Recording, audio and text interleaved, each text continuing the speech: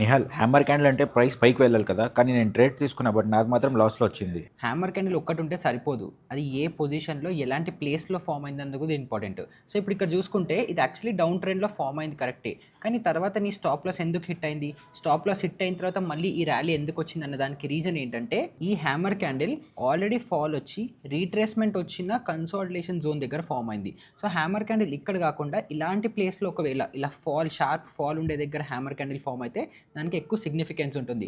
అందుకే ఇక్కడ నీ స్టాప్ లాస్ హిట్ అయ్యి తర్వాత ర్యాలీ కంటిన్యూ అయింది. ఓకే, ఇంకొన్ని ఎగ్జాంపుల్స్తో చెప్పు. సరే, ఇంకొక ఎగ్జాంపుల్లో ఇప్పుడు ఇక్కడ కూడా ఒక హ్యామర్ క్యాండిల్ ఉంది, కానీ ఇది ఎక్కడ ఆల్రెడీ ట్రెండ్ కంటిన్యూ అవుతూ టాప్లో హ్యామర్ క్యాండిల్ ఫామ్ అయింది కాబట్టి ఇక్కడ మనకి ట్రేడ్ వర్కౌట్ అయినా దీన్ని కూడా కన్సిడర్ చేయకూడదు. ఇంకొన్ని ఎగ్జాంపుల్స్ చూస్తే ఇగో ఇక్కడ కూడా హ్యామర్ క్యాండిల్ ఫామ్ అయింది, కానీ ఇది అప్ ట్రెండ్లో ఫామ్ అయింది కాబట్టి ఇది ప్రాపర్ హ్యామర్ క్యాండిల్ కాదు. సో ప్రాపర్ సెటప్కి ఒక డౌన్ ట్రెండ్ ఉండి బాటంలో కనుక ఇలా హ్యామర్ క్యాండిల్ ఫామ్ అయితే అప్పుడు దీన్ని పర్ఫెక్ట్ సెటప్గా కన్సిడర్ చేయాలి. హ్యామర్ అంటే గ్రీన్ కలర్లో ఉండాలి కదా. హ్యామర్ క్యాండిల్ గ్రీన్ కలరా రెడ్ కలరా సంబంధం లేదు, హ్యామర్ షేప్లో ఉంటే చాలు. సో ఇలాంటి ప్రైస్ యాక్షన్ క్లాసెస్ ఇంకా నేర్చుకోవడానికి ఇప్పుడే సబ్స్క్రైబ్ చేసి పెట్టుకోండి.